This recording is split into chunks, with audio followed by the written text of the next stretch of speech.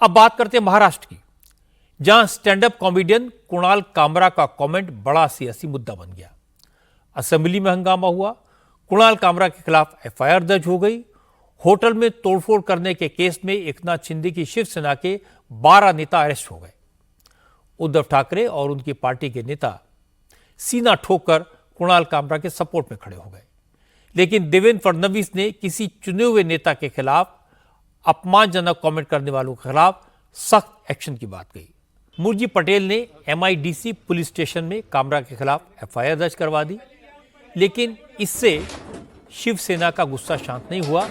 शिव सैनिकों ने होटल में तोड़फोड़ शुरू कर दी। काफी देर तक वहां नारेबाजी चलती रही।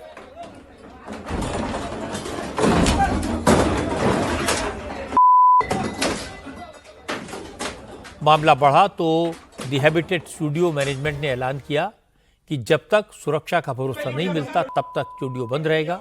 इसके बाद खार पुलिस स्टेशन में स्टूडियो में तोड़फोड़ करने वाले शिवसेना कार्यकर्ताओं के खिलाफ एफआईआर दर्ज की गई। शिंदे गुट के नेता राहुल कनाल समेत 12 कार्यकर्ताओं को गिरफ्तार किया गया। हालांकि आज देर शाम सभी 12 आरोपियों को कोर्ट से बेल मिल गई, लेकिन मामला यहां खत्म नहीं हुआ। कुछ ही देर के बाद बीएमसी की एक टीम हथौड़े और गैस कटर के साथ स्टूडियो पहुंच गई और स्टूडियो के इलीगल हिस्से को तोड़ दिया।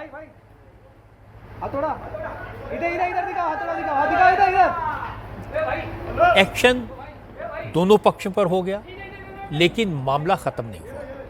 कुणाल कामरा का कमेंट बड़ा सियासी मुद्दा बना रहा। उद्धव ठाकरे की शिवसेना कुणाल कामरा के सपोर्ट में खड़ी हो गई। एकनाथ शिंदे की पार्टी के नेताओं ने इल्जाम लगाया कि कुणाल कामरा का ये वीडियो उद्धव ठाकरे की साजिश है। उद्धव की पार्टी ने एकनाथ शिंदे को बदनाम करने की सुपारी कुणाल कामरा को दी। ये मुद्दा विधानसभा में भी उठा।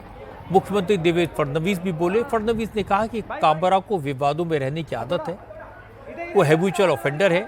स्टैंड अप कॉमेडियन कामरा, इन्होंने एक गीत के माध्यम से महाराष्ट्र के पूर्व मुख्यमंत्री और विद्यमान उप मुख्यमंत्री श्री एकनाथ शिंदे जी को अपमानित करने का प्रयास किया है। ये गलत है, हम इसकी निंदा करते हैं। ऐसी चीजों को सहन नहीं किया जा सकता। कामरा को मालूम होना चाहिए कि 2024 के चुनाव में जनता ने निर्णय कर दिया है कौन गद्दार है कौन खुद्दार है, और स्वर्गीय शिवसेना प्रमुख हिंदू हृदय सम्राट बाला साहब ठाकरे जी की विरासत ये शिंदे जी के पास है। इस पर जनता की मोहर लगी है, तो कोई स्टैंड अप कॉमेडियन खड़ा रहकर इस प्रकार से उनको गद्दार नहीं कह सकता।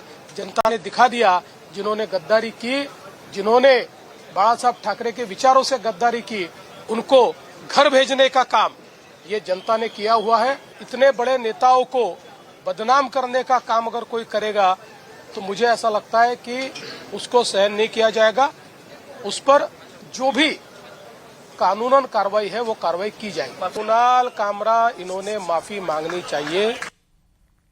इसके बाद एकनाथ शिंदे की पार्टी के नेता प्रताप सरनायक ने कहा, कुणाल कामरा तो सिर्फ मोहरा है, उनके पीछे उद्धव ठाकरे की पार्टी के नेता हैं, इसलिए इस मामले की पूरी जांच होनी चाहिए। देश में अराजक फैलाने वाले कुणाल कामरा का समर्थन अगर संजय राउत करते हैं तो वो अगर एक विकृति है तो संजय राउत क्या चीज़ है ये भी देखना चाहिए। आज संजय राउत के साथ कुणाल कामरा का फोटो भी बहुत सारे जगह पे पब्लिश हुआ है। क्या संजय राउत ने ही उनको ये कहने को बोला, ये भी देखना चाहिए। 3 जनवरी को अगर कौन सा वीडियो का अगर चित्रीकरण होता है और कल यानी 23 मार्च को अगर वो पब्लिक के लिए खुला कर दिया जाता है तो उस दौरान क्या ये चीज़ किसी चीज़ के ऊपर से नज़र हटाने के लिए की गई है कि ये भी देखना चाहिए। कुछ लोगों का कहना है कि राजनीति से प्रेरित हुए जानबूझकर किया जाता है। कोई पॉलिटिकल व्यक्ति का नाम अगर किसी गलत चीज़ों में अगर आता है तो उसके ऊपर नज़र मीडिया के हटाने के लिए शायद ये उन्होंने काम करवाया। लेकिन उद्धव ठाकरे ने मजे लिए। कहा, कुणाल कामरा ने वही कहा जो सच है, गद्दार को गद्दार कहने में गलत क्या है। उद्धव ने कहा, जिन लोगों ने स्टूडियो में तोड़फोड़ की वो शिव सैनिक नहीं हो सकते। कि उनको अभी उनके अगर वो गोद में बैठी है तो उनको संभालने के अलावा और क्या करना चाहिए। कुणाल कामरा ने मुझे नहीं लगता कुछ गलत कहा है। गद्दारों को गद्दार करना ये किसी पर हमला करने की बात नहीं है। जो गद्दार है वो गद्दार है। पूरा गाना आप सुन लो, चाहिए तो आपके पास होगा तो बजा कर दिखाओ। उसी गाने का जो अर्थ है वही तो है। इस हमले से शिवसेना का कोई संबंध नहीं, ये गद्दार सेना ने किया है। इसका कोई शिवसेना से लेना देना नहीं है। जिसके खून में गद्दारी है वो शिवसैनिक हो ही नहीं सकता। कुणाल कामरा जे सत्य आहे ती जनभावना बोललेला आहे आणि असं जर असेल तर तुम्ही सांगा की जो कोणी सत्य बोलेल, सत्यमेव जयते खोडून टाका आणि गद्दारमेव जयते लावा। हे सत्य आहे आणि आम्ही तो उघड बोलतोय की हे गद्दार आहेत। त्याच्यामुळे हा अभिव्यक्ती स्वातंत्र्य आलं कुठे याच्यात। कांग्रेस भी इस मुद्दे में कॉमेडियन के साथ है। नाना पटोले ने कहा, जिस तरह से शिंदे की पार्टी के लोगों ने तोड़फोड़ की, उससे पता चलता है कि राज्य की कानून व्यवस्था फेल हो चुकी है। महाराष्ट्र में कानून व्यवस्था नहीं रही है, वही उसी के परिणाम है। और महाराष्ट्र से अब लोग भयभीत होकर महाराष्ट्र छोड़ के जा रहे हैं। महाराष्ट्र के उद्योग खत्म होते जा रहे हैं। एक तरफ सरकार आह्वान करती कि महाराष्ट्र को शांत रखना चाहिए और खुद ही सरकार इस तरह की अगर बदमाशी पे आते किसी को तोड़फोड़ करना चाहते हैं तो इसका मतलब है कि महाराष्ट्र को पूरा खत्म करना ये सरकार चाहती है। सुपारी वाला मुद्दा विधान परिषद में भी उठा।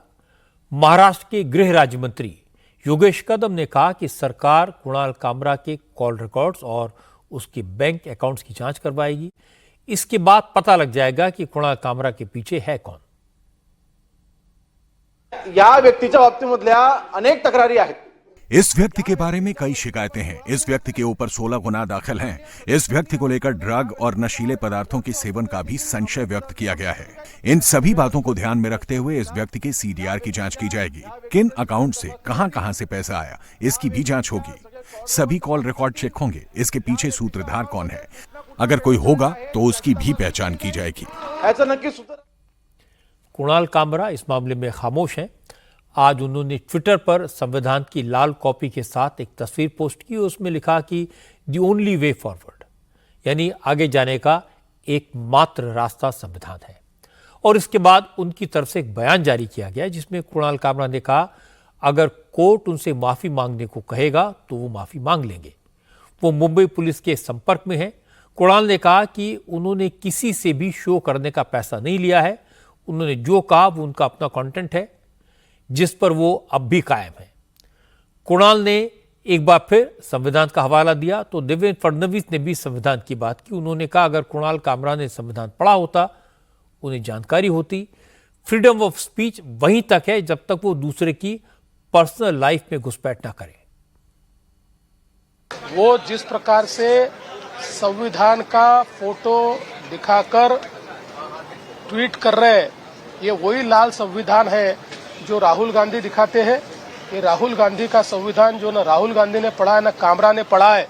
ऐसे संविधान का फोटो निकालकर आपकी गलती को आप लेजिटिमेट नहीं कर सकते, क्योंकि इसी संविधान ने ये कहा है कि हर एक की स्वतंत्रता ये अक्षुण्ण है, लेकिन उस पर मर्यादा भी है। जब वो दूसरे की स्वतंत्रता पर आक्रमण करती है तो ऐसी स्वतंत्रता पर मर्यादाएं भी आती है।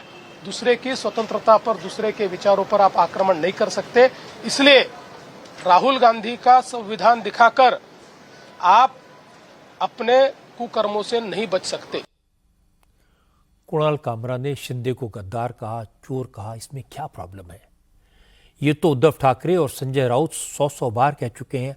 आज भी उद्धव ठाकरे का जो छोटा सा बयान हमने देखा, उसमें 5 बार उन्होंने शिंदे को गद्दार कहा। वो रोज कहते हैं।